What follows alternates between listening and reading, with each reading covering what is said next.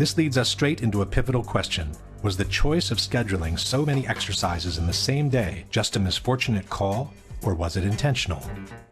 To answer this question, we need to take a closer look at some of the warnings the U.S. had received in the months prior to September 11. By the spring of 2001, the system was blinking red, according to intelligence chiefs. The U.S. administration has always maintained that they knew the attacks were on their way, but they didn't have specific information on them. I knew there was another attack planning. I knew there was another attack coming. And the obvious question behind that is, well, why didn't you do something about it? We had no specific information. It was not specific as to time, nor place, nor manner of attack.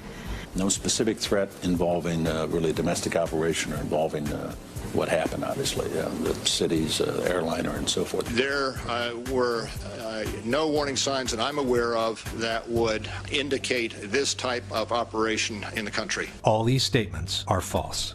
A joint congressional inquiry on September 11 has revealed that, in spring and summer of 2001, there had been a flood of warnings about possible terrorist attacks in the United States, some using airplanes as weapons.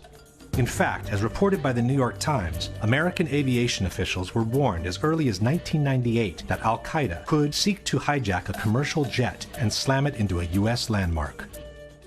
The London Times has revealed that the British MI6 had warned the American intelligence services about a plot to hijack aircraft and crash them into buildings 2 years before the September 11 attacks.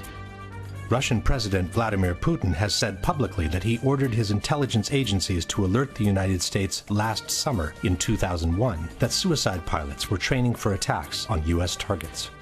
German intelligence alerted the CIA in June 2001 that Middle Eastern terrorists were training for hijackings.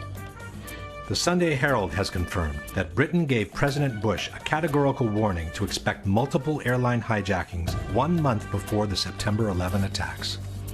Then there was the infamous August 6th memo. President Bush was told in August that Osama bin Laden might be planning an attack involving the hijacking of U.S. aircraft. It's titled, Bin Laden Determined to Strike in U.S. The 2-page memo states, FBI information indicates patterns of suspicious activity in this country, consistent with preparations for hijackings or other types of attacks.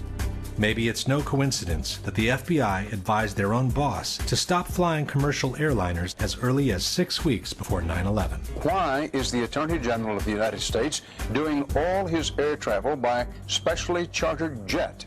The Justice Department cited what it called a threat assessment by the FBI and said Ashcroft has been advised to travel only by private jet for the remainder of his term.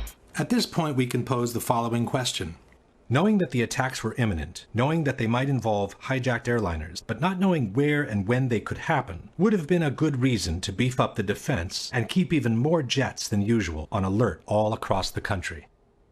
Why instead schedule so many exercises in one day while leaving only 4 jets on alert to defend the very sector of the country that was most likely to be attacked?